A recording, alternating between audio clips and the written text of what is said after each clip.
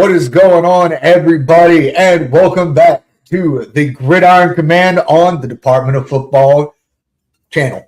So, what's going on, everybody? It's been such a long week, and guys, we have a show for you tonight. We decided, you know what? We kind of keep picking and choosing these teams, right? We keep kind of like going over here and then going over here. I mean, last week we were north, south, east, and west. But this week, we decided we're going to focus on east versus west. Dun, dun, dun.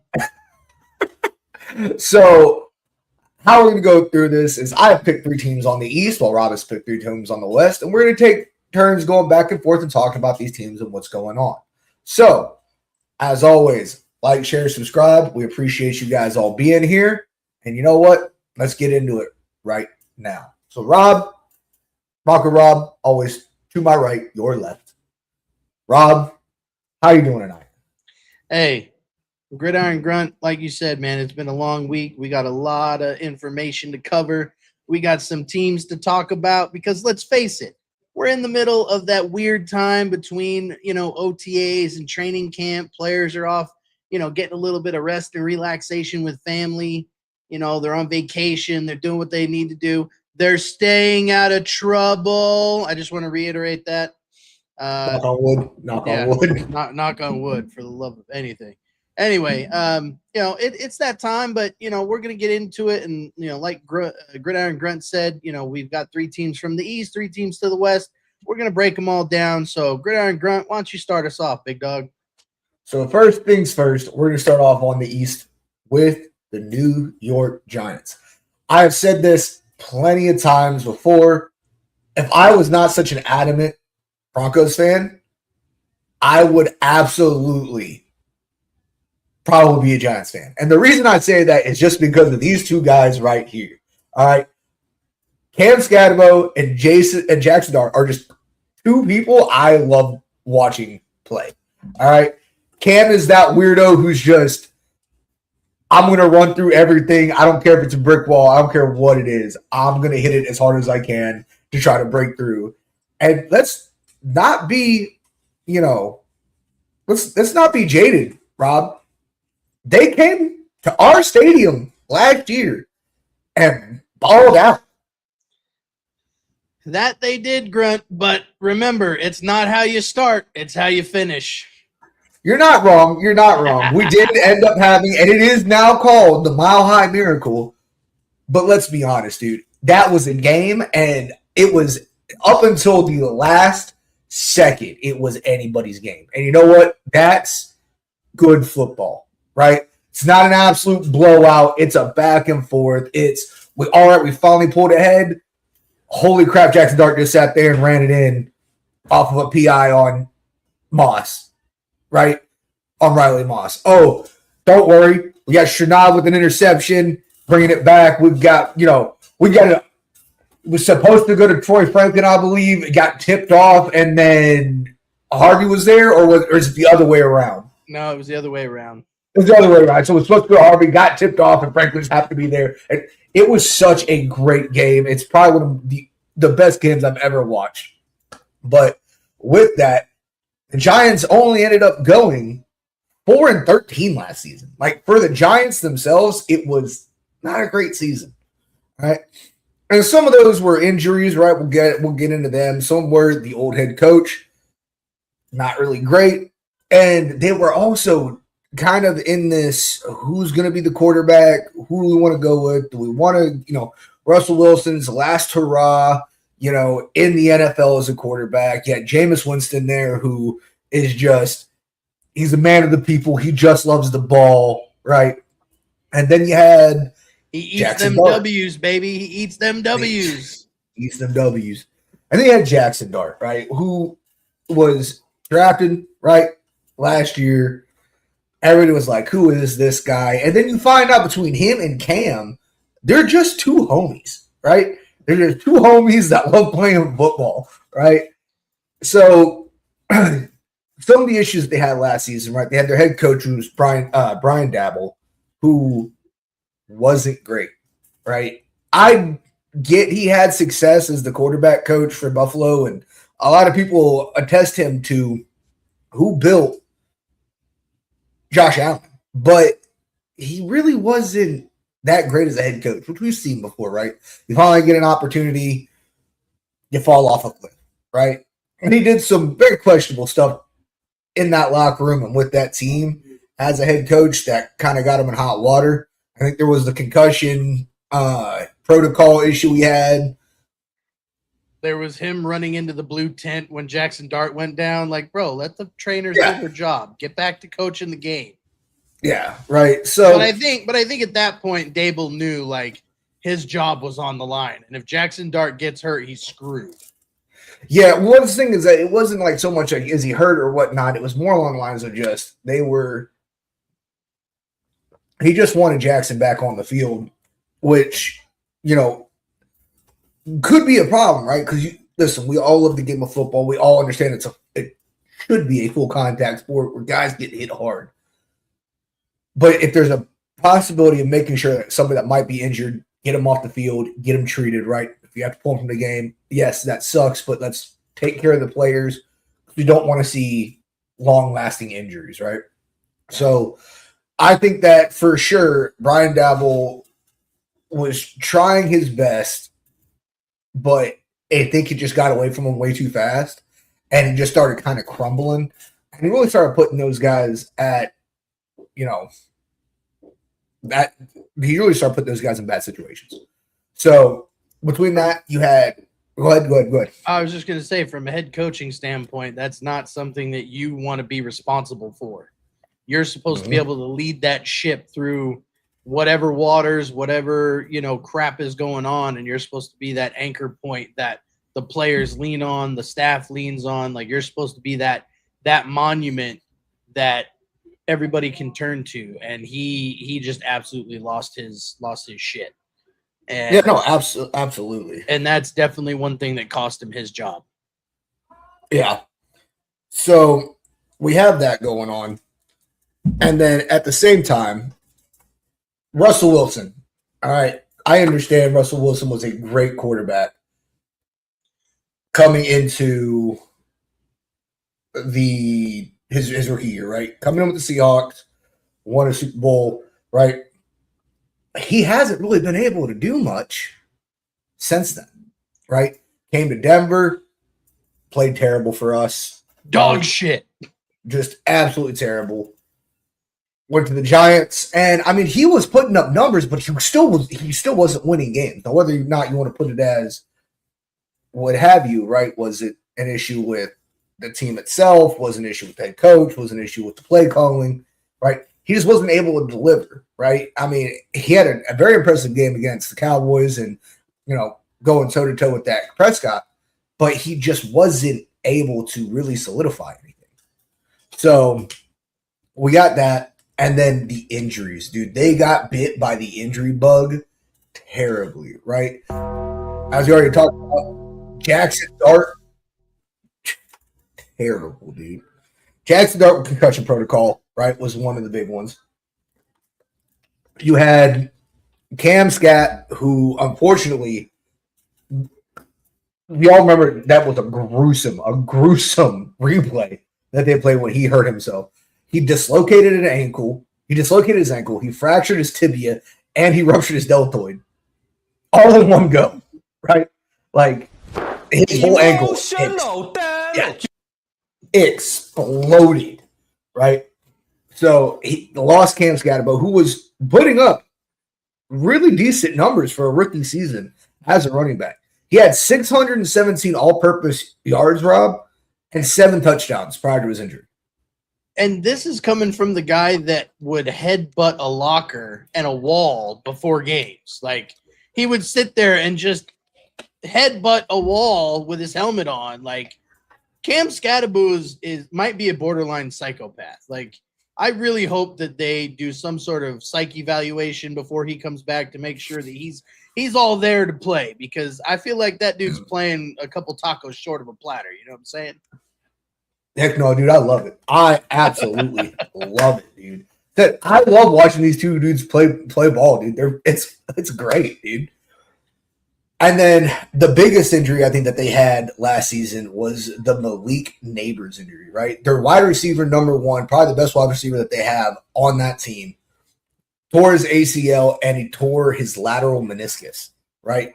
Now, he is recovering, but his week one outlook is still kind of up in the air, right? So it's kind of like a lot of these teams that had these wide receivers and these, really bad injuries, right? That, hey, is he going to be here for week one? We're hopeful, but we need to see how the recovery is going, and we need to see how it is. But that's enough about last season. Here's where it gets interesting, right? Rob, remind the people who just got hired as the head coach for the New York Giants. So last season, the Ravens decided to part ways with John Harbaugh. And a lot of people thought, okay, maybe, John Harbaugh is just done. He's going to retire. And New York said, nope, get your ass in here, boy. So John Harbaugh is taking over the ship for the New York Giants, and he is absolutely changing the culture there. I mean, yeah, no, you're absolutely right. So, I mean, John Harbaugh, I think you can call him a successful coach, right? I don't think that a lot of the issues that were happening with the Ravens were so much due to the head coach. I think that there was some headbutting between him and I can't believe I'm forgetting his name. I see his face. The quarterback for the Ravens. I'm terrible about this. Oh, Lamar Jackson. Yeah, so there was definitely some headbutting between him and Lamar, right? And finally, it was just like Baltimore wasn't going to let go of Lamar, right? Lamar is always in MVP contention. He's always one of those people that they're like, he's absolutely going to be the MVP of the NFL this season. So they obviously weren't going to get rid of him. But as John Harbaugh comes into the Giants and brings with him a new era, he's bringing with him a new offense, new defense, right? System-wise. He's bringing in stronger emphasis on running and complementary football, right? It's not that he is not a one-trick pony, right? He works to everybody's advantages and he implements them in his systems. And that's why, Baltimore is usually very, very successful, right? So if Cam is 100% good to go, which it seems to be, right, we're going to probably see 1,000-yard season out of him. If not more, right? Like that dude's going to be flipping, going crazy, right? And then you have the expectations, right? The expectations that he has for the team and the expectations that fans and the front office have for this team are very high because of who John Harbaugh is, right? So, I mean, what do you see? What do you see him kind of bringing forward with this team? I think John Harbaugh is going to push every single player to get the absolute best out of them. With John Harbaugh, like he's a player's coach. Like guys want to play as hard as they can for a coach like John Harbaugh because John Harbaugh cares about his players just as much as his players care about him. And again, John Harbaugh has his brother in the league with the Los Angeles Rams or Chargers. Sorry, Los Angeles Chargers. So again, and you saw so many games where Baltimore and Pittsburgh were back and forth, and they were constantly, in that rivalry. And I think John Harbaugh is going to bring that with the Giants. I really do. My question that I wanted to ask you, Gridiron Grunt, is: are the Giants in a rebuild of sorts, or do you think they're going to probably give him a season to kind of get his feet under him, see how things work, make adjustments, or, is the front office expecting, hey, we expect you to get into the playoffs year one? I mean, first of all, clip that. That was a great take. And as far as your question, I don't know if I don't think this is a rebuild year. they're definitely going into. They've added some depth, right? Which we're going to get into. They've added some depth. They've added some new players. But as far as like a full like this, we're not talking about Miami, right? Miami is doing an absolute massive rebuild, right? They're firing veterans. They're bringing in, younger guys. They have a new head coach. They have a new quarterback, right? This is more of a, hey, what you guys have been doing obviously has not been working. So let me add in my system. Let's learn my system. I see it more as a rebrand, right? Does that make sense? Yeah, I see it more as a rebrand. I like it. So moving on from that, we got to talk about Jackson Dart, right? And his expectations coming into this season, right? So last season, for when he did play, right? When he finally got the job, right? After they finally were like, all right, Russ, you're out. Jamison, you're number 2. Russ, you're number 3, which blew everybody's mind, first of all. What he's doing right now, what the coaching staff and a lot of the fans for New York are going to be watching for is how quickly he adapts to NFL defenses, right? So, again, he came into one of the best pass rush defenses in Denver, right, last season, and it did not slow him down. He was not afraid to throw to guys under close coverage, right? He was not afraid to scramble. He was not afraid to do wild stuff, somewhat like how Bo does, right? And it was Bo's second season.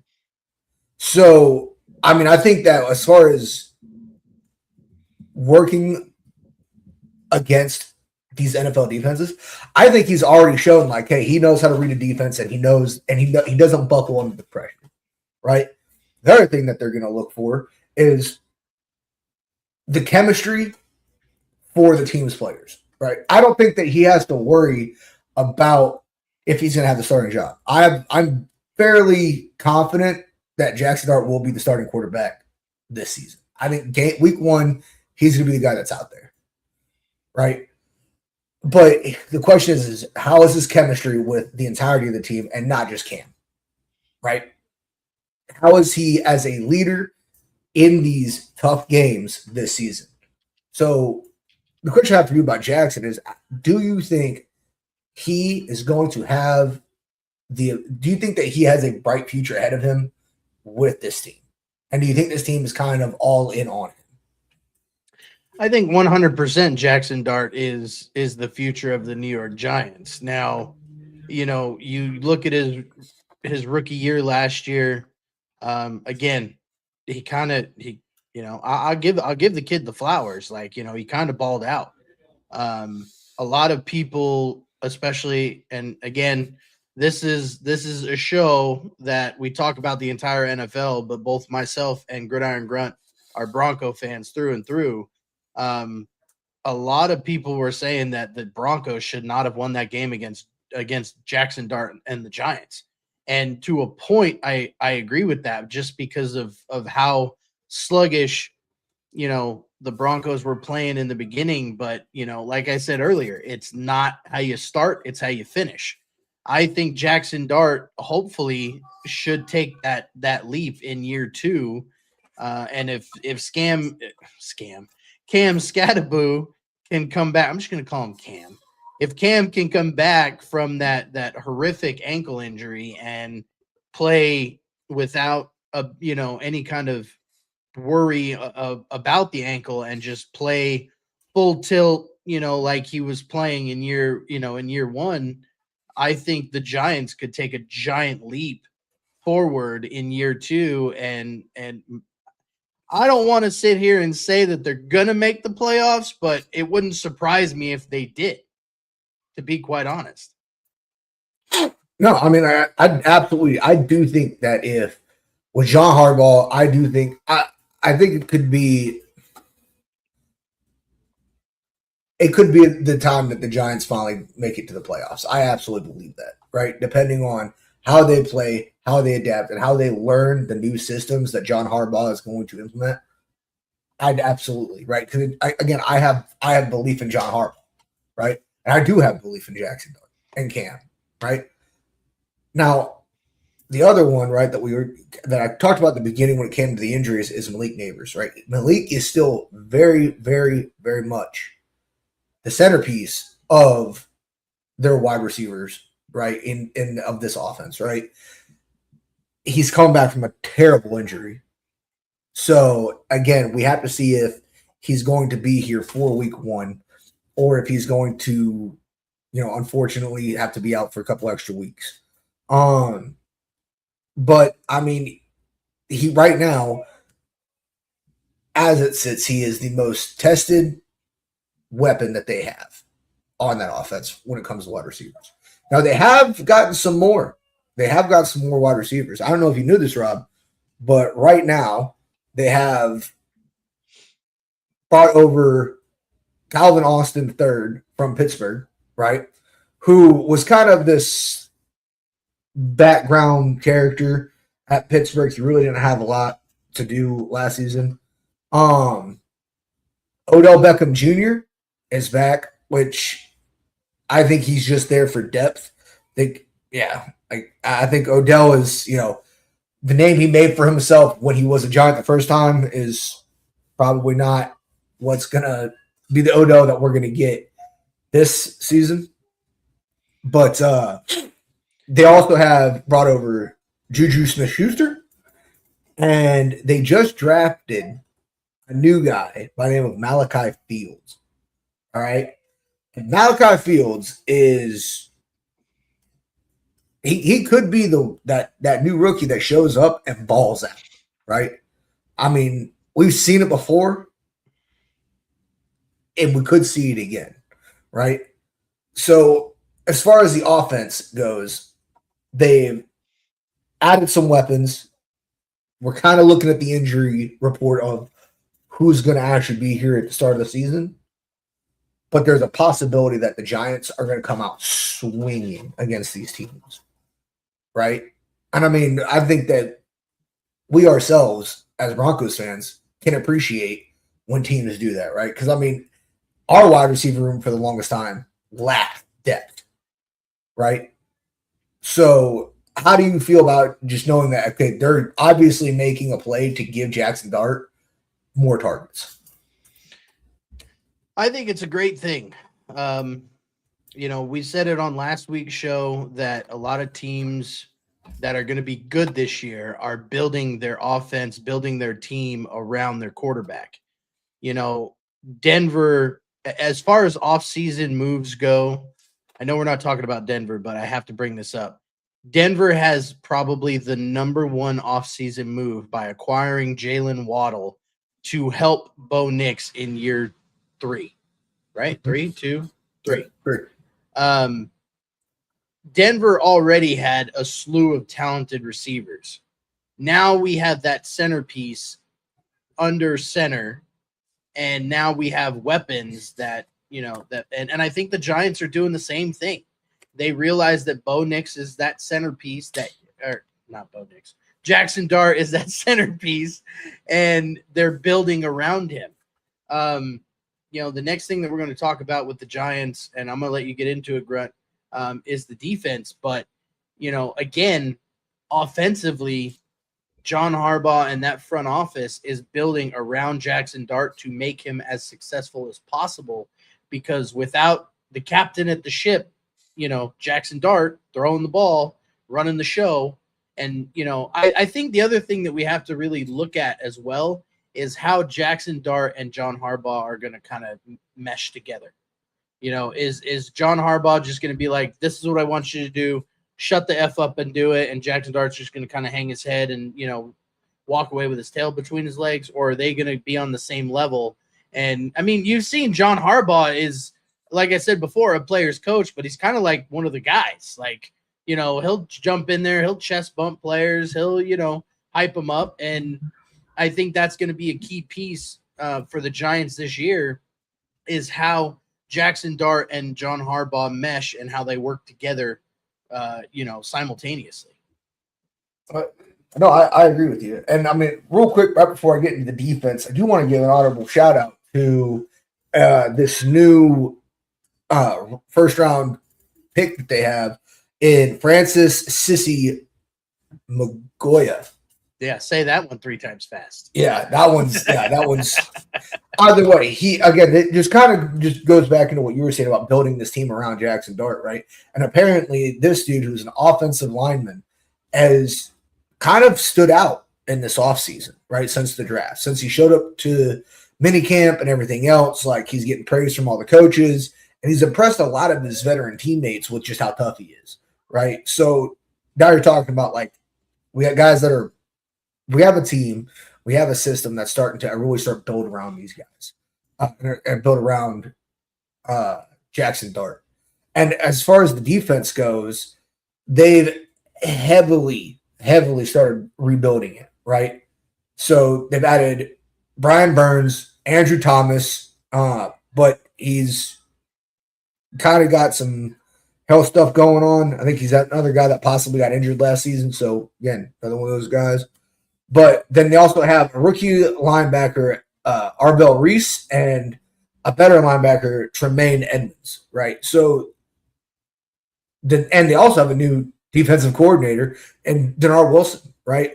So, and apparently he is planning on building this defense and this system around just being aggressive and attacking these offenses, right? It's kind of like how we like to do, right? I mean, aggressive, off the line, get to the quarterback, and get these turnovers, right? We don't need interceptions. We just need fourth downs and turnovers, right? We just need to get them to punt. So, I mean, I think that overall, the Giants this season might not be coming to win the whole shebang, but they're coming to show out and prove that the Giants are a competitive team. You know? I agree with you 110%, man. And as far as the Giants are concerned, I think I can see them having quite an improvement from last year. Yeah, no, absolutely. So with that, I think just kind of my closing comments on the Giants is definitely a team to watch this season, right? Definitely a team to see what they're going to be doing and where they're going to go this season. Definitely have possibility of being a playoff contender and really going to see how this team grows this next season as a team, right? And with that, Rob, I think it's time to head over to the West Coast. Who do you have for us first? Well, as much as it pains me to talk about this team because, again, I'm a Broncos homer through and through, and I absolutely hate this team because they have plagued the Broncos for as long as the NFL has been around. Oh, Lord. We're gonna dive in. We're gonna talk about the Las Vegas Raiders. They are the closest NFL team to me, unfortunately. And whenever you go to Vegas, you drive by the toilet bowl, and I give them, the solid bird out the window. But they had the number 1 overall pick this last draft, Fernando Mendoza. We all know about it. It's one of the biggest storylines. He was the number 1 pick, Heisman Trophy winner. He led Indiana to a national championship. He actually got permission from Tom Flores to wear number 15. If you don't know who Tom Flores is, he was previously a Raiders quarterback. And he gave him permission, kind of like how Peyton Manning got permission to wear 18 in Denver from Frank. Is it Frank Trapuco? I can't remember. But again, the question is how quickly should the Raiders hand him the keys? And you'll see here in the graphics that we have here on screen, the key things that the Raiders have. You got a rookie quarterback, Mendoza. You also got Kirk Cousins in the house, the veteran leader. Who's going to get the start in week 1? That remains to be seen. My money's on, Kirk Cousins just because he has that experience. But we've seen Kirk Cousins as of late, and he's not the Kirk Cousins that, you saw the viral clip in in Minnesota, screaming you like that and all that. You've got Clint Kubiak coming over from the Seattle Seahawks to be the head coach. So you've got a new head coach. You've got, a rookie quarterback, a number one pick. And the pressure is going to be on the Las Vegas Raiders to play him. The fans are going to be clamoring for it. But I think the front office, a wise decision, in my opinion, would be let Kirk Cousins start, see how Kirk Cousins does. And if Kirk Cousins starts floundering and, flailing and drowning, throw the rookie in there, let him get his feet wet. Because at some point during the season, the Raiders are going to say, okay, are we going to win games, or is it just more about finishing, letting the kid get experience, and, we'll use whatever pick they land at for the next year's draft, to improve other positions. I think, honestly, Mendoza starts by week 4. I think with their schedule, I think it's going to say a lot on where Kirk Cousins is mentally and physically, because, he's not a spring chicken. The second point I want to get into is, Clint Kubiak coming over from the Seattle Seahawks. This is going to be a Clint Kubiak offense. It's going to be a completely new offensive identity, kind of a Shanahan style offense, if you will. It's going to probably rely heavily on play action, outside zone runs. They still got Ashton Genty. They got Brock Bowers. And, let's not forget that the Raiders attempted to trade Max Crosby to the Ravens, and that backfired on them. So, in my opinion, I think Max Crosby is going to go out there and ball like he does every single year.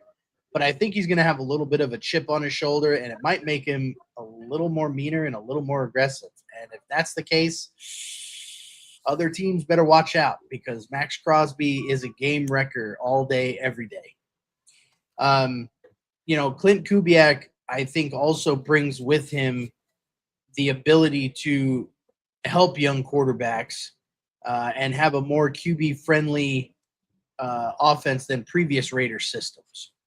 My question for you, Gridiron Grunt, is this finally the right system for a young quarterback to come into with Clint Kubiak running the ship? I mean, here's the thing is that, starting out, so we went from one Seattle head coach to another Seattle head coach. On what Vegas is doing with Seattle, but I guess they just really like their people. But no, I think collusion. It's collusion. Collusion. No, I think that, I do agree. I think Kirk Cousins is definitely probably going to be the one that starts weeks 1 through 4, right? Give or take. But I still think, I as far as I believe that, but there is a possibility where they just throw Mendoza into the fire, right? They're like, Kirk, teach this kid everything you know about playing in the NFL, right? But we're going to give this kid a shot right out of the gate, right? Because this is possibly the future of the Raiders as far as it comes to a quarterback. And their biggest, the Raiders' biggest issue, like they've been building towards getting a caliber quarterback like Fernando Mendoza might be over the years, right? They've got Brock Bowers, who was, top rookie the year he was drafted. They have Austin Genty, who was, did his best, right? It's Ashton Genty. Yeah. What was killing? Oh, sorry, Ashton Genty. They were Ashton Genty, but right, like he did what he could from behind that offensive line and in that system to the best of his ability, right? The problem was they had Geno Smith that was throwing picks every other play, right? I used to love it when I'd play the Raiders in fantasy and get against my defense because I was like, I'm about to have 55 points off my defense because Geno's playing. Boom, right? So I think that with just how that offense is really starting to evolve, and now they're really starting to pull in these players and actually start kind of setting these pieces, the Raiders could have, I'm not going to say a playoff season, but definitely a winning one. No, we don't ever say that. I don't care if we are supposed to talk about the entire NFL. I will never say the Raiders are going to the playoffs. The Raiders can suck it. Anyway, with that being said, yeah, so you brought up, Brock Bowers, are arguably one of the league's elite tight ends. He'll most likely become Mendoza's security blanket. I expect Brock Bowers to be a top 3 tight end in the NFL this year. It wouldn't surprise me if Clint Kubiak designs an offense and he has 1,000-yard season, to be quite honest. I don't want to say that he's going to lead the NFL in tight ends and receiving, but he's going to be up there. I still think the leader of the NFL is going to be the tight end for the Colts. But again, it remains to be seen. But moving on from Brock Bowers again, they have Ashton Genty, who was there, last year. I believe this is also his 3rd year. Second Second year? He was the 4th or 5th draft. I know he wasn't the number 1. I know he was like top 10 first round picks in the 2025 draft. And the thing with Ashton Genty, which was kind of interesting to see, is he came over from Boise State where he kind of just stood up behind the line. He kind of had that Michael Myers just kind of just chilling, and and they tried to get him down, and and his production didn't it didn't shine like it used to. And I don't know what the deal is. I really don't. Versus him standing up versus, the way a running back normally sits behind a quarterback. But hey, if it ain't broke, don't fix it. Like, let the dude stand there like Mike Myers. I don't care. But, the question is can he carry the offense? Will Clint Kubiak, feature him heavily? And does he hit 1,500 scrimmage yards? That remains to be seen. But a better question is Ashton Genty the better long-term building block, or is Mendoza the better long-term building block? Because we've seen the Raiders get rid of quarterbacks. We've seen the Raiders get rid of running backs.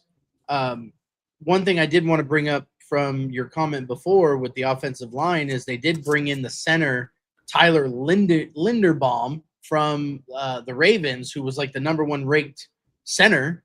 So to have that as the centerpiece of the Raiders offensive line, I think is going to help them tremendously. But, what do you think? Is it going to be Genty that there is going to be the long-term building block, or is it going to be Mendoza? I mean, I think honestly, depending on how Mendoza performs, I would pick Mendoza. And here's why. They have been looking for a quarterback for the last couple of seasons, right? Haven't really been able to do a lot with quarterbacks. And if they can get this guy to ball out the way he did in Indiana, he's going to be the centerpiece. He's going to be that leader. He's going to be that guy, right? He's going to grow up to be one hell of a ball player, right? In the NFL, right? Because we already know he's one hell of a ball player in college football. Right? Undefeated season, national championship title speaks for itself. Right? So, as far as that, I think that the long-term team building block is there. I think they're definitely going to focus on Mendoza to be that. Right? And yeah, that's how I feel. So moving on from the quarterback and the running back Ashton Genty, the next question that the Raiders have is the wide receiver room. Currently, they don't really have a number 1 receiver per se. with the players that they brought over, they brought over mainly, aside from Lindenbaum, they mainly brought over, defensive players, but they also brought over Jalen Naylor. And I think he's going to have, I think Jalen Naylor is going to have quite a season with the Raiders, but it remains to be seen on who that number one wide receiver is. Can the rookie Malik Benson emerge as the number one receiver? Only time's going to tell there. Is there enough talent outside of Bowers and Ashton Genty to excel the Raiders offense to get them in a position where maybe they make the wild card? I feel dirty saying that, but it is what it is. Early OTAs suggest that Benson is already building chemistry with Mendoza. So that's not only going to help him excel for that wide receiver one spot, but it's also going to help Mendoza as well. And then, of course, as far as this thing, right, is as far as who's going to be the wide receiver one, you never know until, especially with the new quarterback, who he's going to be like, that's my guy, right? You never know, right? Heck, we've had Bo for going on 3 years, and we don't know who his guy is, right? Some people are like, it's Cortland Sutton. Cortland Sutton is number one. He's the guy. And then you have Troy Franklin, and they're like, Troy Franklin getting a lot of throws, and they click because they played together. They have that history, right? So you don't really know, hey, who is your absolute standout number one guy until you actually start seeing these guys play. And due to the fact that Mendoza is a rookie and we haven't seen him in the system that's going to be built by this new head coach, and because we haven't seen him in the system that's, with these players, we really can't tell who's going to be the wide receiver number one. What are the other options that he's going to have? Yeah, that's a very good question. I want to kind of end the Raiders segment with, we mentioned him before, the one, the only Max Crosby. I mean, I'll give that dude his flowers. That dude is a nasty, and that dude plays with a chip on his shoulder. He talks smack. I'm pretty sure. Well, I'm not pretty sure. I am sure. One game he was basically talking shit to Bo, and Bo just kind of laughed it off. Like, but the question with Max Crosby is, maybe this year, maybe he's in the Defensive Player of the Year candidate. Can he carry the young defense? And will he be able to show and portray that leadership during what the Raiders essentially are going through is a rebuild? In one word, what's the Raiders' identity in 2026? A few that come to mind are hope, a rebuild, ascending, dangerous, underrated. If you had to give one word, Grunt, what word would you use for the Raiders in 2026 as far as their identity goes? Fresh. No, I'm just kidding. I would honestly probably say that it's a mix between ascending and dangerous, right? And the reason being is I think they have enough pieces, right, with these sophomore, third-year players, and they have this kid that's, that I'm pretty sure they're basing their entire future on. They're giving him a brand new head coach with a brand new system, right? Everyone seems to be on board with this guy. I think that they're not in a full-scale rebuild, right? It's more so they're really starting to, I think, kind of bring the pieces together, like I said before. So I think they're ascending. They're starting to finally get those last remaining pieces. And Rob, they're in our division, right? I'm not afraid to sit there and be like, it's dangerous. And our division ain't no joke, right? You've got us. You've got KC, who, as much as I hate them, right, have balled out the last 10 years with the exception of last season. Chargers are like, you never know what's going to happen, right? You just don't know. Like either A, they're going to be great, B, they're going to be terrible. Doesn't know, right? The Raiders were the only ones that was like, no, they're free win.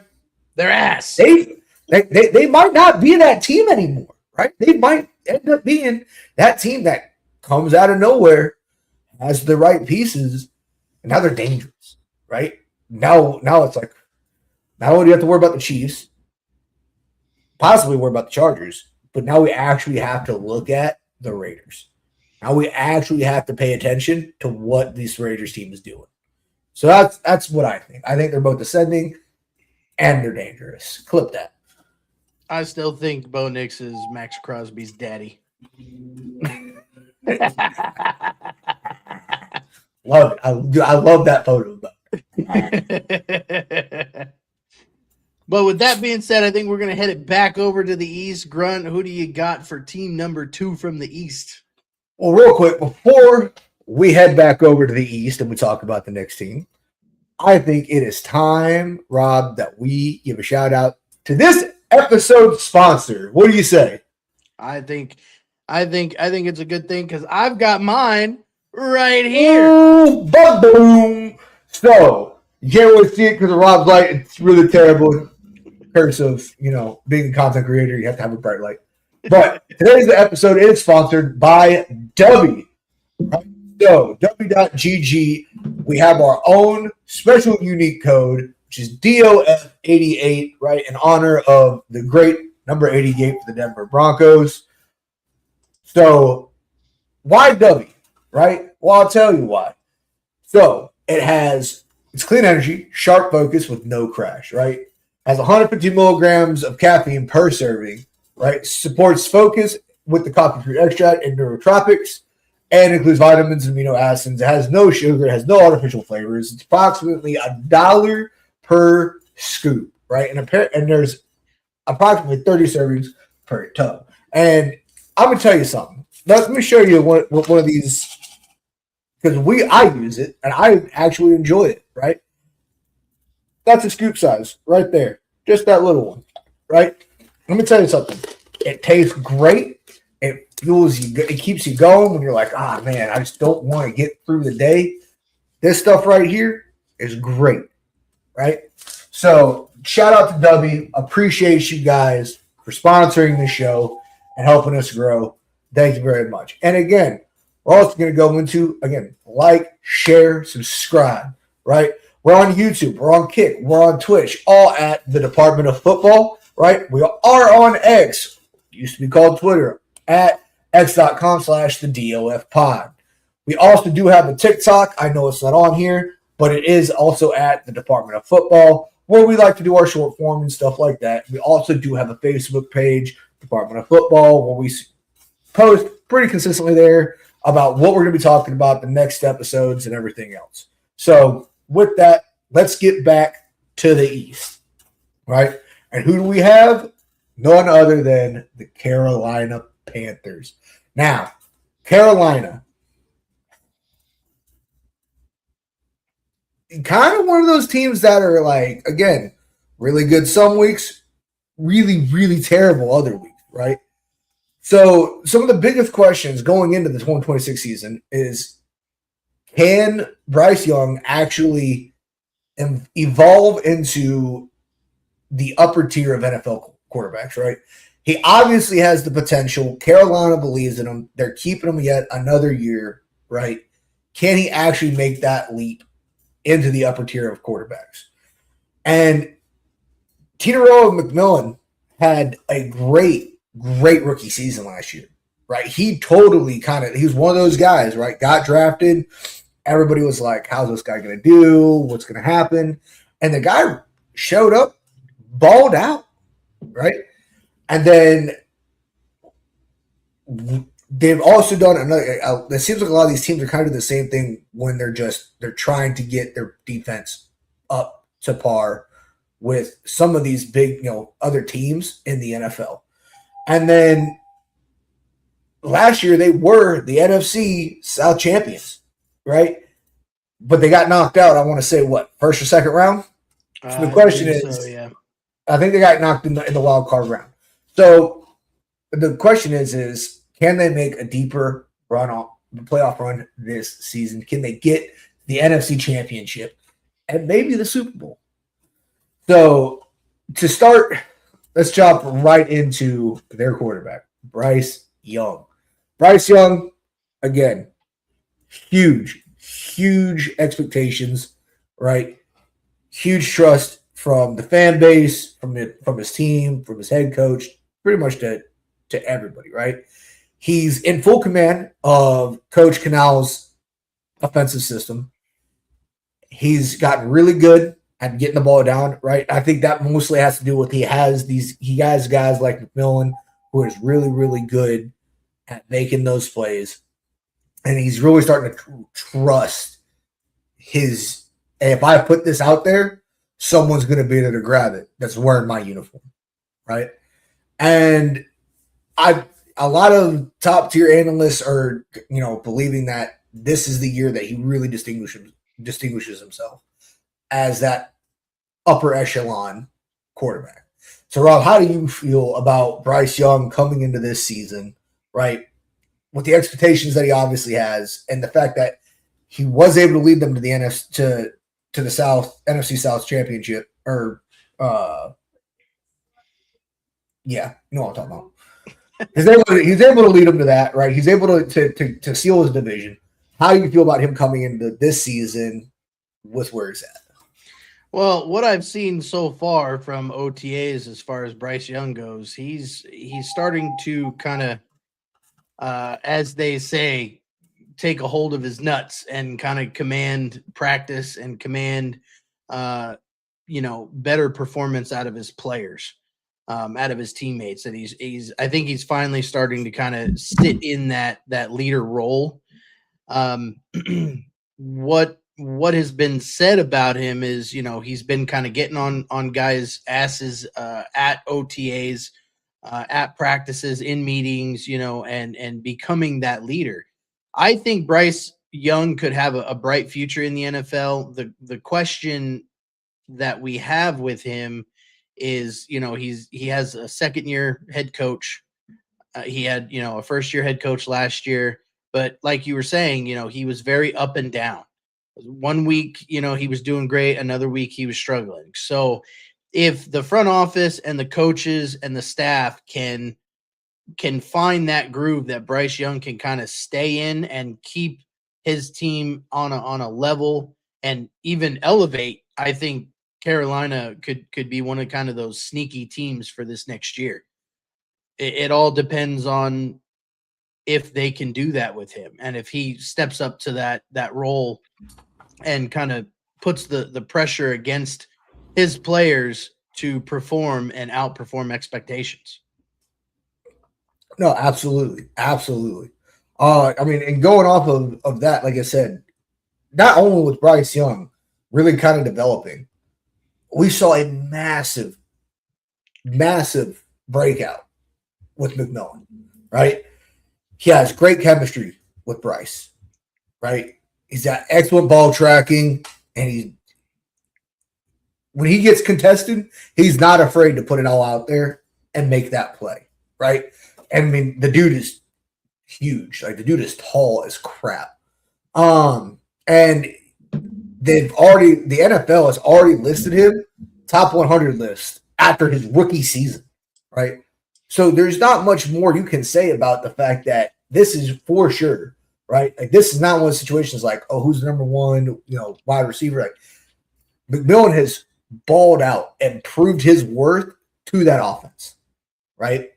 So the question is that because he was a rookie last season, right? So defenses weren't really paying him much mind, right? And are we going to see more of a, hey, get on McMillan? That dude's going to be the one that's making these, these deep pass plays, these, short route, slant route plays that are, like, get on that guy, hold him by the hip, and contest him. We're not going to win all of them, but we're going to get more than what we had last season. because he's obviously made a name for himself. Right. No, I agree. I agree 100% with that. You know, McMillan is listed at 6'5", 212 pounds. You wouldn't think he's that tall compared to other players, but I mean that's a tall dude. Like that's NFL quarterback height. You know, with McMillan, the only thing that I think a lot of, because this is his second year, right? Yep, this will be his second year. Yeah, it's his sophomore year. So a lot of people and a lot of analysts, when it comes to second year players, that they worry about is that sophomore slump. It doesn't only happen to just quarterbacks. It happens to every position group, and I mean even the coaching. I mean I've seen coaches where, you know, they come out firing on all cylinders, and then they have that second year and they kind of, for lack of a better term, but they kind of fall flat on their face. So I think with McMillan and Bryce Young's chemistry, and if Bryce Young can once again step up to that leadership role and push his players and get the best out of them, I think McMillan's going to be a dangerous weapon. But again, like you were saying, it goes back to the defenses of, are they just going to double team McMillan and that's going to leave somebody else open? That's going to leave Rico Dowdle out of the backfield. That's going to leave, you know what I mean? Like there's, you can't just key on one person when it comes to the game of football. It's an 11-man sport. You got 11 on defense, 11 on offense, and it's a matter of playing chess, not checkers. Yeah, no, for sure. For sure. I think completely right. I mean, but I look at it though, it's like looking back to this last season, right? We had our boy, who was Defensive Player of the Year 2024-2025 season, right? Pat Surtain. Pat Surtain, right? Where everybody was like, hey, throw to him. He's, you know, he's new. He's a rook. Throw to that guy. And he balled out and he was like, no, not in my bubble. Not in my house. Not in my house. Right. And then what did we see this last season? Right? Very, very rarely did he get contested. Right? It ended up being Riley Moss, who was the number one targeted cornerback in the entirety of the NFL, because they were like, Zertan's on the left, do not throw to that guy. All right, we're just going to try to tire him out, and maybe we'll try to sneak one by him in the fourth quarter.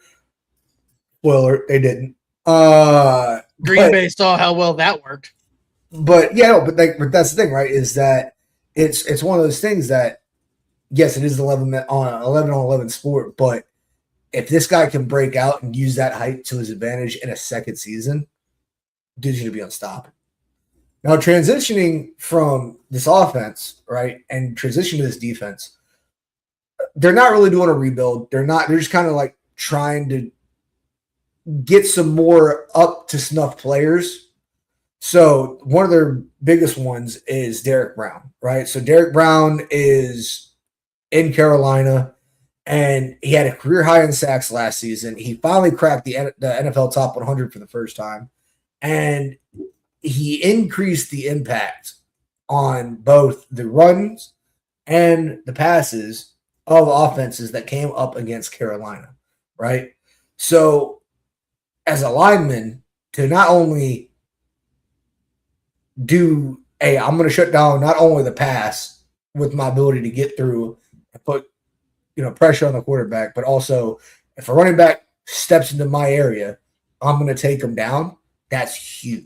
Right. And the fact that they have this guy that's really starting to earn this recognition, it's definitely going to make teams rethink how they come at Carolina. Right. So, like I said, they're not really so much in a rebuild on the defense as more as we're just kind of cherry pick and tweak our defense just to make it that much better coming into it. And,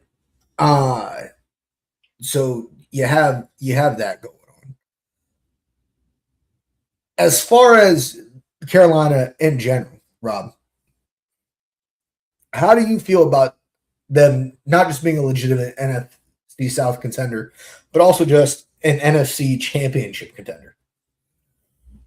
Well, I mean, you saw him make it to the playoffs for the first time in quite a while last year. Unfortunately, they lost a very close game by 3 points last season, and rightfully so. They lost to the LA Rams, who again was a powerhouse team last year, and with their additions, which we've talked about, like it's not going to surprise me if they make it to the NFC Championship game, this year. So, I mean, they're on the right track, but it's hard to tell with Carolina. Are we going to get the up and down Bryce, or are we going to get the Bryce that is on a positive trajectory, upward instead of, this roller coaster of up and down? I hope that they do better than they did last year, but let's be honest, I'm not going to hold my breath about it. That's very fair. That's very fair. I mean, I think that's about really all we need to talk about when it comes to Carolina for right now. We'll see what comes out of training camp, right? We'll definitely be revisiting them and see what they're looking like coming out of training camp and going into the preseason. But for next, let's head back to the West. And Rob, who do you have for us? So again, it's going to be kind of a similar situation. This team is one of the dumpster fires of the NFL, if you will. They've been for a long time, but we're going to be talking about the Arizona Cardinals. And the question that is on everybody's mind is, are the Arizona Cardinals closer to a playoff team, or are they just in another rebuild?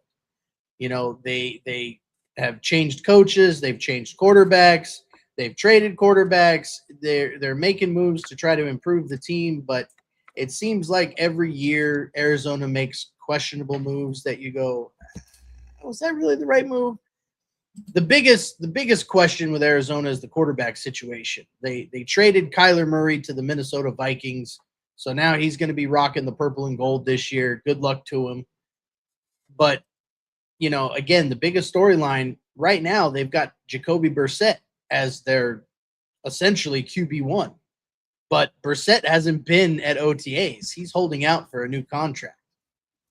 So, he's projected to be the week 1 starter. He's entering the final year of his contract. Like I said before, he missed voluntary OTAs because he's seeking a new deal.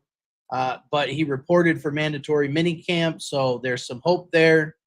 He brings a veteran presence in a brand new offense. But behind him, they've got Carson Beck. Carson Beck was a 3rd-round draft pick. He's impressed coaches during OTAs. He's already pushing for playing time. Could Carson Beck take over before Thanksgiving? It's a possibility. If you're rebuilding, why not just let Beck play sooner? That's my question. I mean, I think it's because as much as they would probably like to, right, just go off the bat and not even that they'd like to. I think it's just mostly because he's the one that's been there. He's been the one that's been playing with this team versus Carson Beck, right? And he did his best last season covering down for Kyler Murray, right? When Kyler Murray got hurt last season, Jacoby Brissett, he'd come in. He didn't do great, but, I mean, again, it's really hard because some of these teams don't build systems that are plug and play, right? They build systems that are built around that one guy and all of his strengths. And unfortunately, that is the landscape that Arizona has, right? They built their entirety around Kyler. So when you take Kyler out and you go, okay, Jacoby, you're in, it's like, well, I'm not Kyler. I don't play like Kyler. I have my own way of doing things. And so it's really hard. At the same time, when you're being a pain, again, then why not? If we're going to sit there and try to, have kind of, another one of these not rebuilds, but a rebranding, put Beck in, right? Let's build the system around somebody that we're like, hey, he's not being a jackass about his contract. He's not holding out. Like, he's showing up. He's doing what he's doing what he needs to do. Let's just go with this guy, right? And I think we're going to see that really kind of hash itself out in training camp once they get there, right? I think it's definitely going to be a fight. I think it's going to be a fight for Jacoby of pay me more money, give me a new contract, and it's going to be Bet going, give me the starting job. Like, I came here to play. So I definitely think that there is very, very, very good competition that's going to be in that quarterback room. So moving on from the quarterback position, I think the one player that is known in Arizona is Marvin Harrison Jr., which he comes from a Hall of Fame bloodline. Everybody remembers Marvin Harrison Sr., who played years with Peyton Manning, who was always a top wide receiver in the league for as long as he played. He made crazy catches. He broke records. The guy was a stud. His son, however, I think that apple fell a little farther from the tree than people would have liked to hope. But again, it goes back to you can't have a star wide receiver play like a star wide receiver when your quarterback is kind of trash. With Marvin, I disagree with that. I'll tell you right now, I disagree with that. I think that he's young. He's going into his third year, right, playing for this team. But unfortunately, the number one wideout for them is a tight end, right?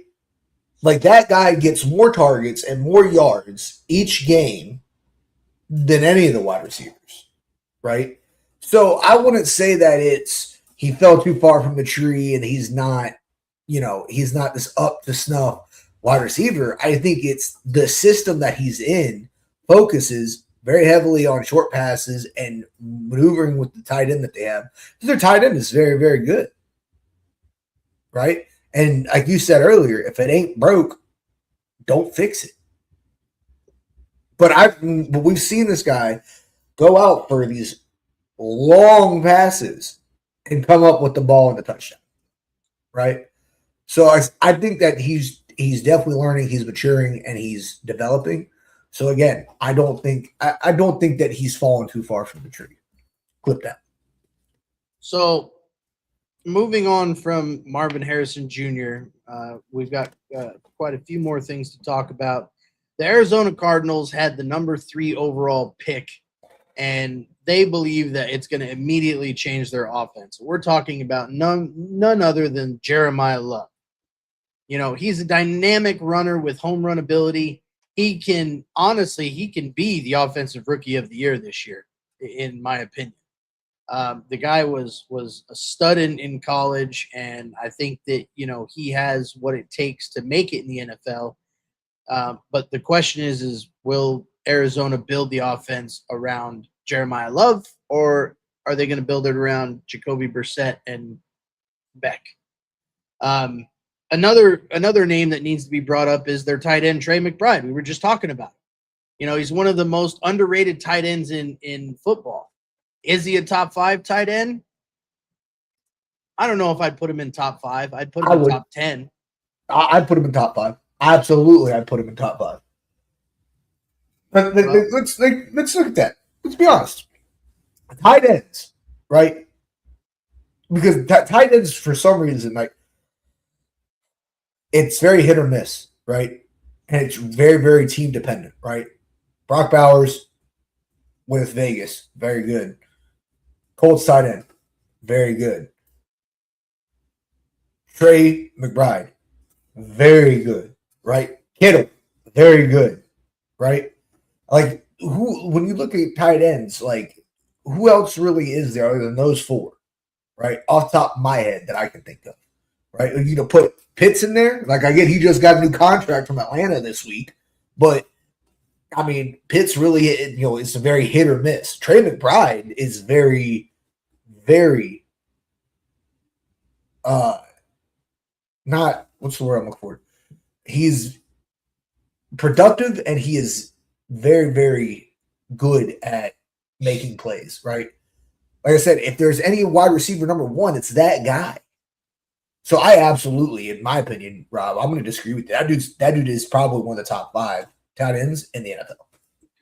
Well, and I want to counter that with, is it the tight end that's good, or is it the system that's good for the tight end?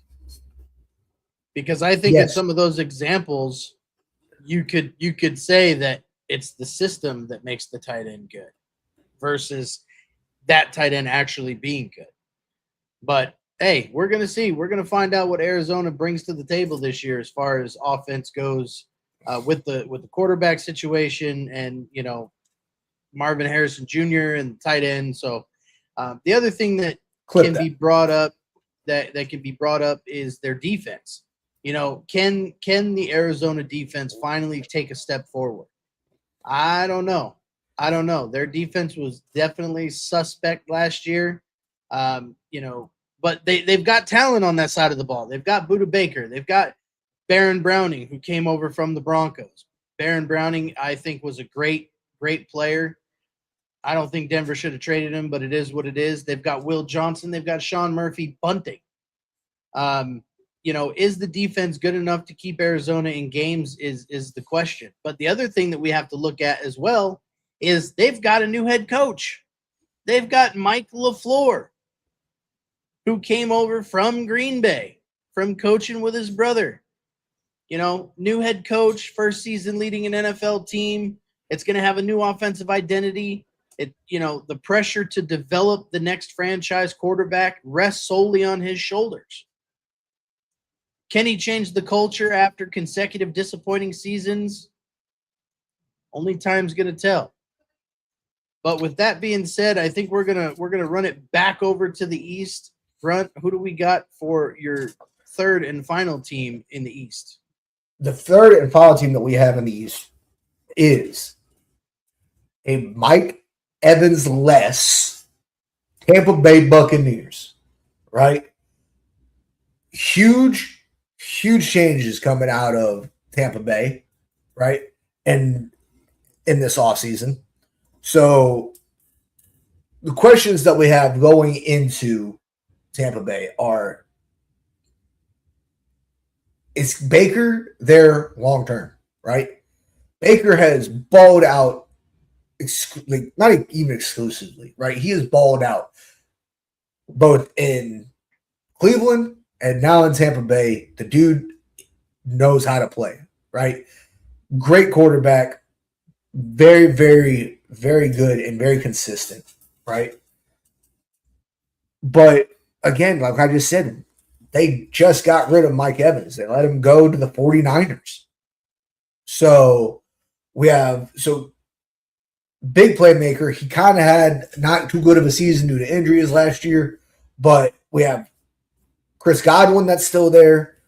They have a rebuilt defense. Another one of these teams that's rebuilding their defense, trying to get their defense up to par with their offense. And can Tampa Bay get back to the playoffs without, can they get back to the playoffs? Well, that's really the big question, right? So coming into it, right, to start off, right, Baker Mayfield.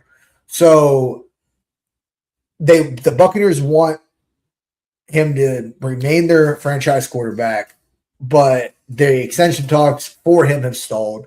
So we've got to see what's going on. He said that he'd like to stay in Tampa Bay, yet they're not anywhere close to a new deal, whether it's money, whether it's, it's probably money. Let's be honest. It's probably money. But it's always money. It's always money. But I think it's kind of I think they're both kind of just at a turning point where Baker's probably like, pay me more money. And they're like, show us a playoff run. And he's like, what? So I think that this season we're gonna see Baker Mayfield really start balling out, and he's really gonna, with how he plays, as long as he can stay healthy and as long as his weapons that are out there on the field can stay healthy, we're probably gonna see him get an extension, if not a whole new contract at the end of the season. And he's gonna continue to lead this team the way he has been since he's been there. And like I said, I think he's done a phenomenal job since he's gone down to Tampa Bay. Right. And with that, again, we just talked about his weapons, right? this season the offense is entering with no Mike Evans, right? Which is huge, right? But who do they still have, right? They still have Chris Godwin, phenomenal player when he's not injured, right? Probably has one of the saddest stories I've ever heard about a football game. I hate reading it; makes me cry. You have Emeka Egbuka, right? Who last year his rookie season was another one, just like Tito McMillan, who balled out and had some of the wildest catches in the season, right? Like, I remember there was a mic'd up moment between Baker Mayfield and Embuka when he was like, "Hey, don't catch the ball with one hand. Don't you disrespect my passes. Like, use both hands." And he was like, "I only need one, dog. Don't worry about it."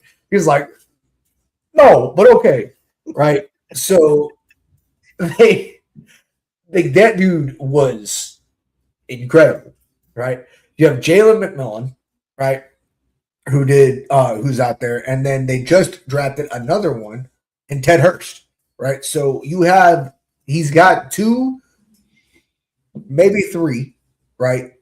Validated guys that have come in and that can get passes and are consistent and make plays for him, right? And now we have another one that's coming in off of the draft that could also ball out, right? So I don't think with Mike Evans being gone that just one of these players is just going to take that entire workload, but I definitely believe that if it were to be anybody, in my opinion, it's going to be Embuka. What do you think? Yeah, Ibuka was kind of playing on fire last year. And I still love how Rob Gronkowski pronounces his team. Emeka Ebegbu. But, I mean, Baker Mayfield, he came over from Cleveland, and Baker Mayfield has always kind of been a dog. He's always been that player that has that kind of swagger to him. And, again, he took over Tampa Bay from, and I hate to even bring up his freaking name, but, Tom Brady, who won a Super Bowl with Tampa Bay on top of the previous 6 with the Patriots that he had. So, it's not like he didn't.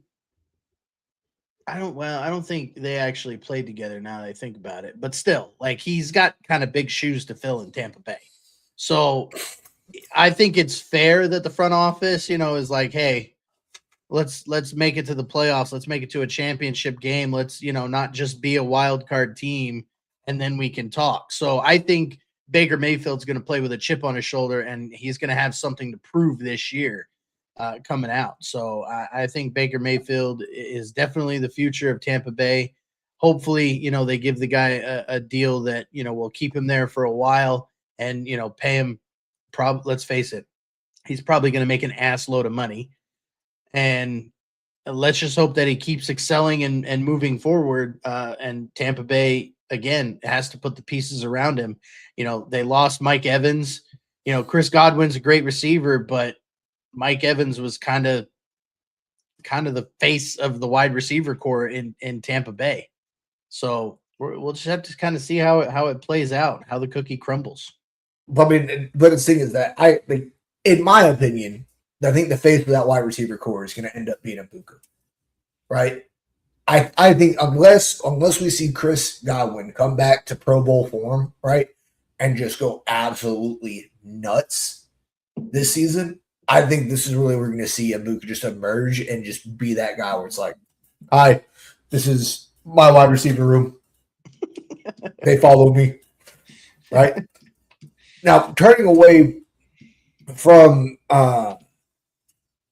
the offense, the defense, again, was not great last year, right? There were so many times that we saw Baker Mayfield and the offense go out, make plays, get touchdowns, but Tampa Bay's defense just couldn't stop anybody, right?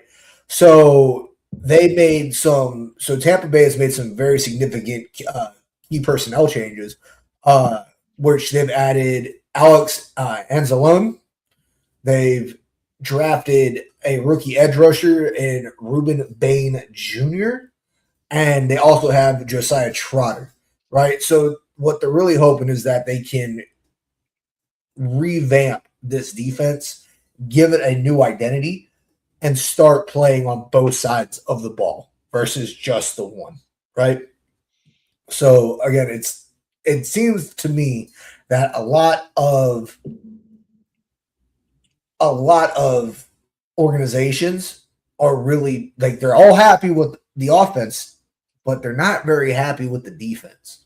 And so they're all just kind of trying to just get their defenses up to par. The only people that are, that are really the opposite, right, are like the Broncos, right? Our defense is great. Love our defense. Solid, right? It's our offense we need to work on, right?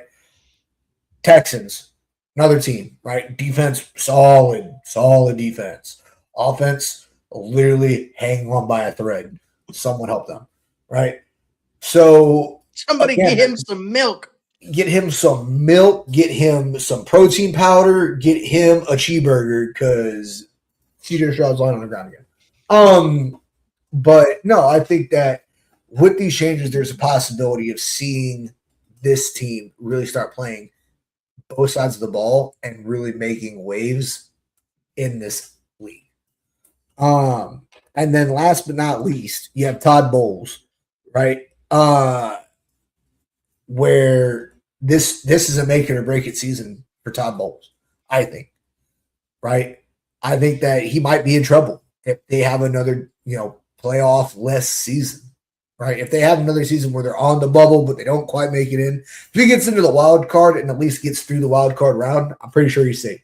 But if they don't even get into the wild card, I think he's in trouble, right? So I feel like Todd Bowles has been there for freaking ever. Like, yeah. Like I said, what do you think? Like, do you think this could be it? Do you think if he doesn't? Do you think that if he doesn't get them to the playoffs, right, and under his leadership, that they're gonna be like, all right, dude, you had your chance, we're done. Oh, I think 100%. Todd Bowles, for lack of a better term, his ass is on the hot seat. Todd Bowles is at a point where he needs to produce, but again, it doesn't solely ride on him. The defensive coordinator needs to produce. The OC needs to produce. Like it's kind of a hot seat all the way around, because if Tampa Bay does not make the playoffs this year, I think Tampa Bay is going to be in a rebuild. I think it's going to be new head coach, new OC, new DC. Like it's just like they say, shit rolls downhill, and it's going to roll downhill fast. You can't hang the entire team on Baker Mayfield and a couple and players that offense here and there. Yeah. You can't do it. So I 100% agree that Todd Bowles and the rest of that coaching staff is on the hot seat. So, yeah. So we've got Baker Mayfield. And so, yeah, I think that if, for the closing comments, at least on Tampa Bay, perfect year for Baker. Not so much of we're going to get rid of you, but we're, not so much that, but a perfect year of, hey, if you pay me, I'm worth the money I'm asking you to pay me, right? Does that make sense? Not I don't make it to the playoffs, I'm done, but you want this extra money, prove us that you're worth it, right? For the defense, hey, we need you guys up to par. We need you guys on it. We need these stops. We need these turnovers. We need to be able to get the ball back the offense, right? We've got a new wide receiver core without Mike Evans that we're gonna watch develop and grow. Very excited for that.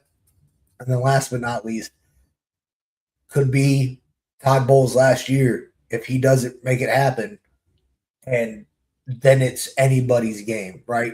Could be a rebuild where it's everybody's gone. Like could be Miami Dolphins situation, right? Everybody's out gone. We don't care. Good luck to you on your endeavors.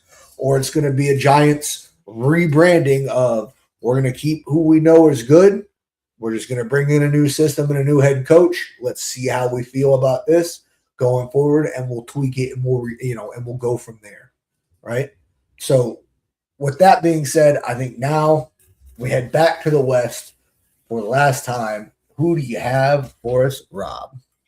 Well, and it's funny that we're going from Tampa Bay back to the West Coast because we're going to talk about the San Francisco 49ers, who recently acquired Sir Mike Evans. And I believe that Mike Evans is going to elevate that offense tremendously. But let's kind of start at the top. Are the 49ers a contender, or is their championship window beginning to close? Because Brock Purdy wasn't Mr. Irrelevant. Yeah, he was Mr. Irrelevant. He wasn't thought to be the franchise guy, right? He was Mr. Irrelevant. He was supposed to be, a camp guy. Injuries happened, and he got his chance, and he shined. I mean, the kid, and I can call him a kid because I'm pretty sure I'm older than him. But the kid balls out. He plays with a chip on his shoulder, and you've seen him in situations where he's out there playing semi-injured. And again, there's a difference between hurt and injured. And a lot of these players, when they put their playing careers really on the line because the game matters that much to them. Purdy is finally getting the respect that he deserves. Let's just call it what it is. He's finally getting the respect that he deserves. Teams are game planning around Brock Purdy and around that offense. But he's not alone. He can't carry the offense by himself. And, can he carry the offense without being called a system QB? He signed a long-term extension and obviously is clearly the franchise quarterback. In 2025, despite injuries around him and missing time himself with minor annoyance injuries is what I like to call them. But he still helped lead San Francisco to 13 wins, in his starts and a playoff berth. I believe that Brock Purdy is absolutely a top 10 quarterback. But another player that we have to talk about that is known. Real quick. I want to say I agree with you that he's a top 10 quarterback, but I don't know if I can, right? And and the reason why is he plays very well, but he misses a lot of time, right? And I think that's another reason, like going back to, your first question of this, which is, are they contenders for a championship or the Super Bowl, or is their window beginning to close? And honestly, I think that they're at a fork in the road, right? They're at a T intersection. And the reason I say that is because 2024, 2025, who'd they lose? Chris McCaffrey, right? Due to injury, right? Blew his stuff right out and hurt the team, right? Last season, they lost Kittle for I want to say it was 6 weeks. Oh, yeah, right? he tore his ACL. He was done. Yeah, so, he finally came back, but it really, it was under very limited targets and limited, prospects for him playing. And then Brock Purdy himself, where it's like, I know you can ball, but you keep having these injuries, you keep having these problems that if they can stop from being injured, I 100% believe they could go back and win and have the 49ers win their first Super Bowl since the 90s, right? Absolutely, I believe they are. But it's the substation, Grunt. I'm telling you. Yeah. But no, I think that's a big point of it, right? Clip that. Before we keep going in this team, do you think that they're contenders, or do you think they're done? Do you think that it's going to be looking like a rebuild here in the near future? I think injuries has a big thing to do with that question. and I know I sound like a broken record, but only time's going to tell. Brock Purdy definitely needs to stay healthy. He needs to not miss any time. We all know that with football, it's a contact sport, and minor injuries are going to happen. Can he sustain being healthy for 17 games and excel the rest of his teammates around him? That to me is the bigger question. Christian McCaffrey, again, can he stay healthy? Christian McCaffrey, who is the next player we're going to talk about, he is one of the biggest questions entering 2026. Can he stay healthy with another heavy workload? Because let's face it, the 49ers, Christian McCaffrey is the face of the 49ers. Christian McCaffrey, Brock Purdy, and George Kittle, baby. George Kittle.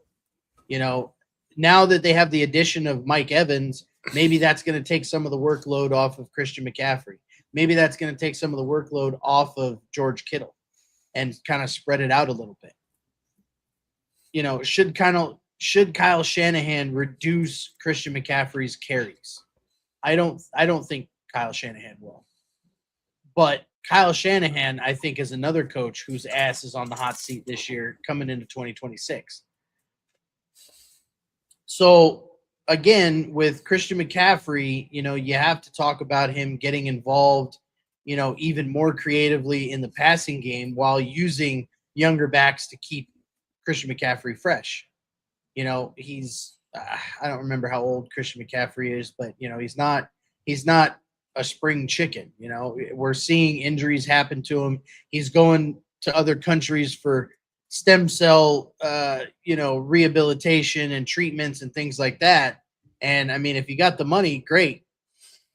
Hopefully it pans out. But again, you have to look at what does Mike Evans bring to the 49ers, because Mike Evans was also a player that suffered and dealt with injuries.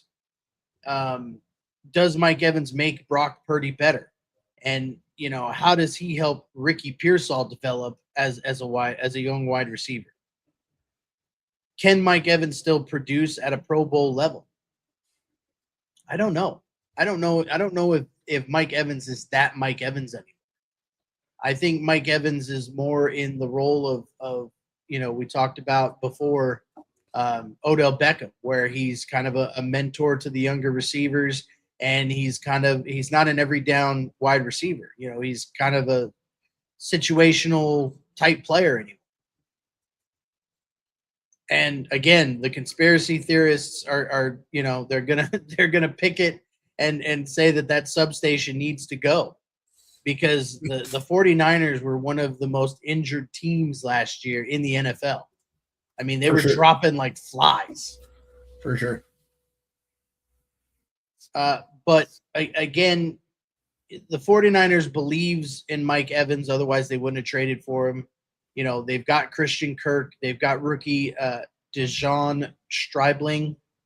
And it gives Brock Purdy kind of a fresh look on offense. It gives him some more weapons to work with. And I mean, not to mention, he also has a new offensive coordinator in Raheem Morris, which, I mean, what's this guy's system going to be, and what's his play calling going to look like, right? Is it going to be more, hey, we have all these weapons in our wide receiver core, do we really want to utilize them, like you said, to pull some more runs off of Christian McCaffrey, or do we want to double down, right? CMC is still the guy, right? There's still a lot of miles left on those legs. He's looking good. He's feeling good. And do they keep on that route, right? Is my question. I don't know. I really don't know. Hopefully the 49ers offense can come back and be that high-flying, passing, and not just relying on Christian McCaffrey, not just relying on George Kittle, style of offense. I mean, Ricky Pearsall, he made some great catches last season. But again, we're gonna kind of just have to see how things play out. I messed up. It's not Raheem Morris is the defensive coordinator. It's my bad. Yeah, They're the new defensive coordinator. That's my bad.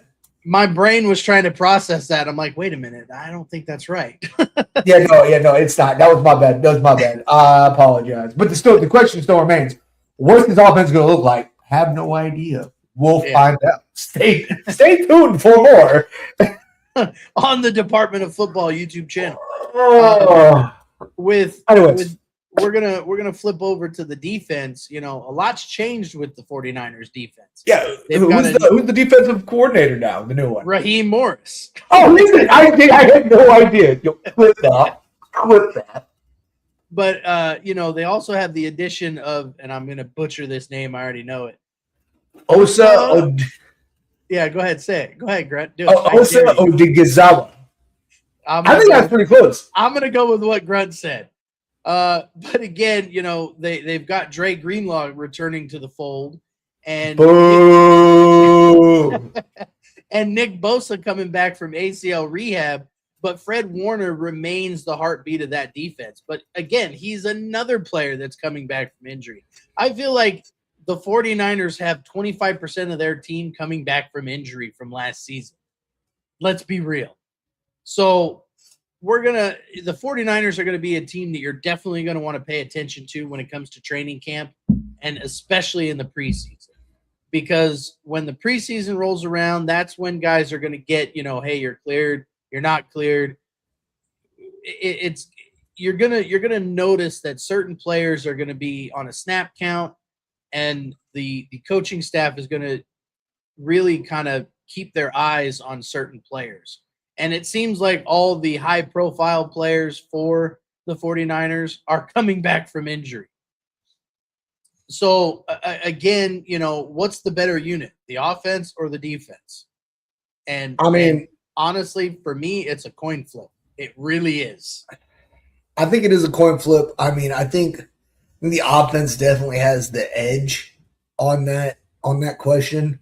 But, I definitely think that, the defense,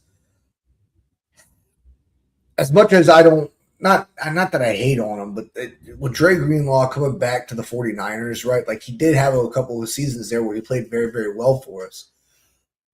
And I think now that he's left Denver, he's going to have a massive, massive chip on his shoulder, which could tip the scales in the Niners' favor, right?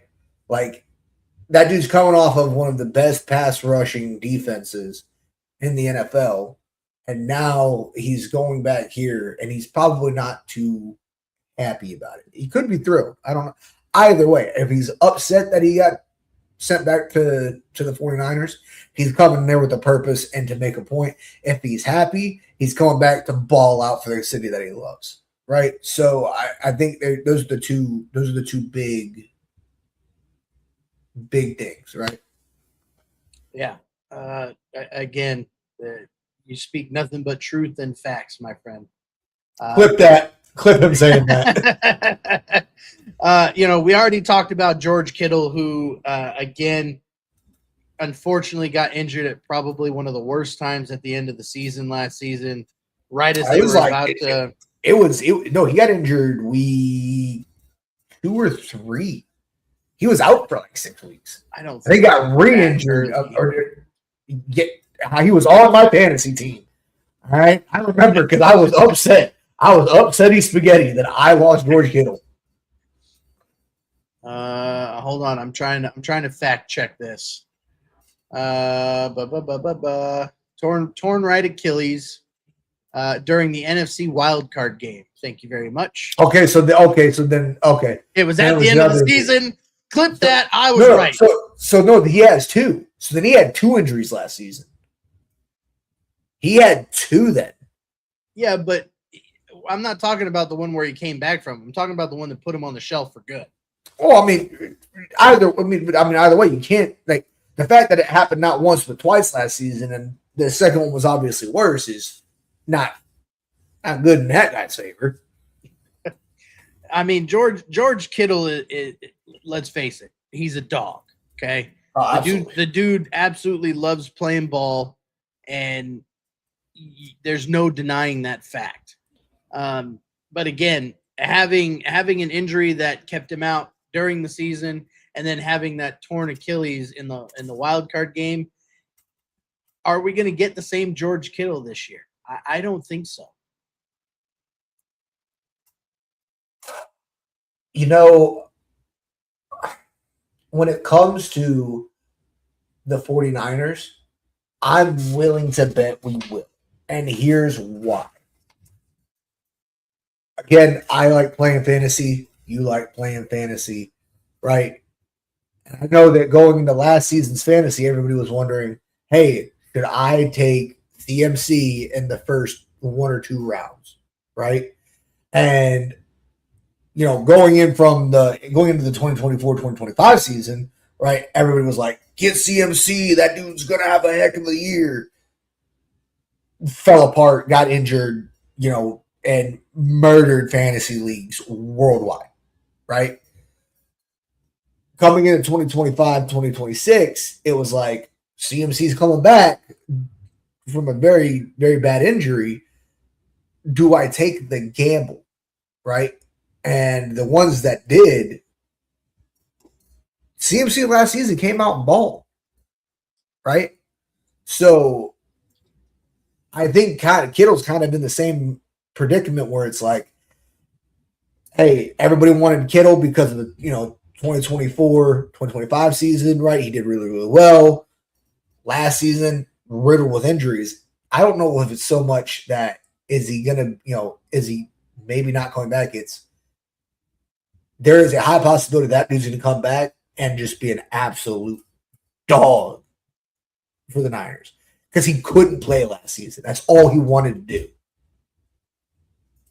So I think there's a very high possibility that we see that dog come back out on the field. All I got to say is the 49ers better have one hell of a training staff and get him right, because without him, again, you've got Evans that adds to that offense, but George Kittle, like Christian McCaffrey, was and is the face of that franchise. Honestly, if you take out Mike Evans from the picture, it's Purdy, Kittle, and Christian McCaffrey and Fred Warner.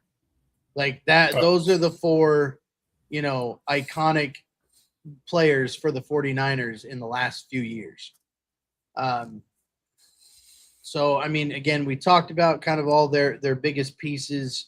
I think the biggest strength that the 49ers have on their side coming into 2026 is getting all of their offensive weapons back from injury.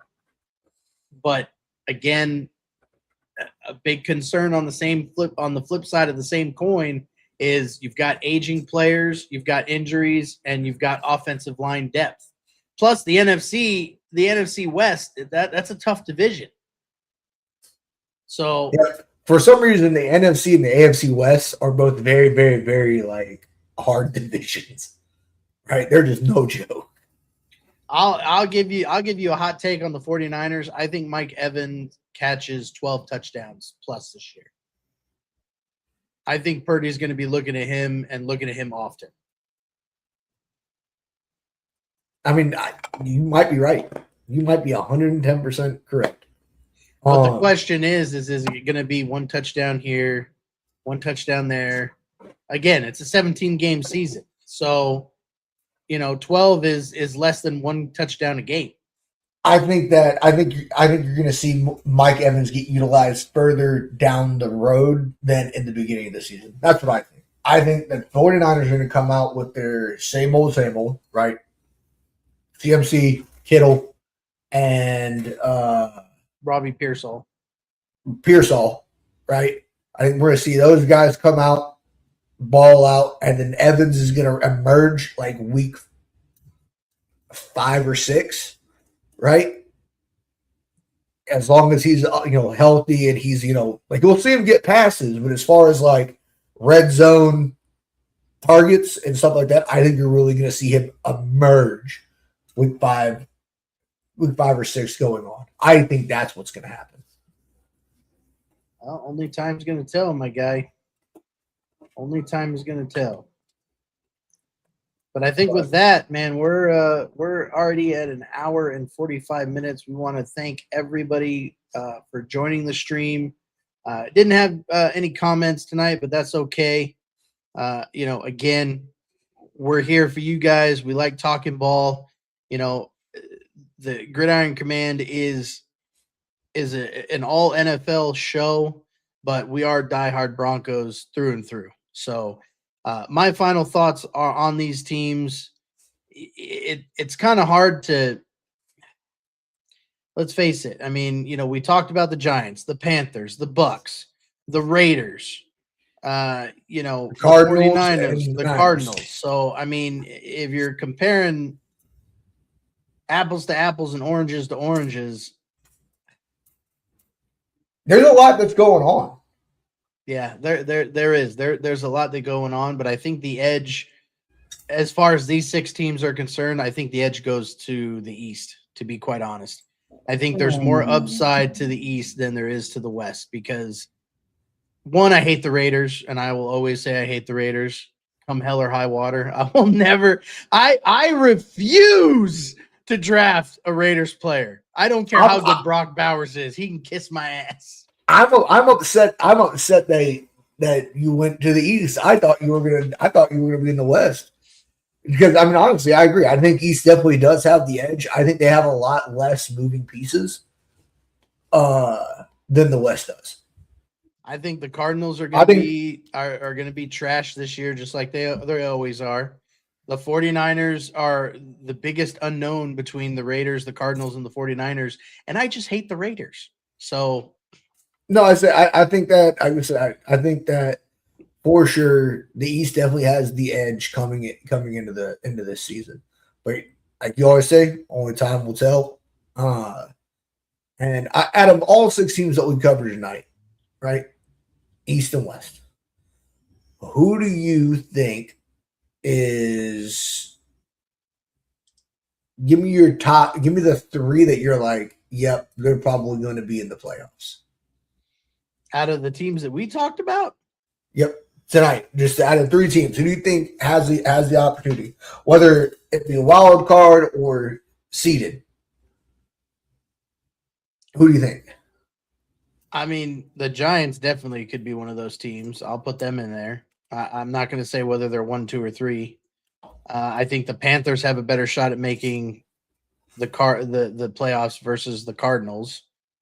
I don't want to see the Raiders make the playoffs, and I'll probably go with the 49ers. Okay, so you're saying that whether it be wild card or seeded, I think the Giants, the Panthers, and the 49ers.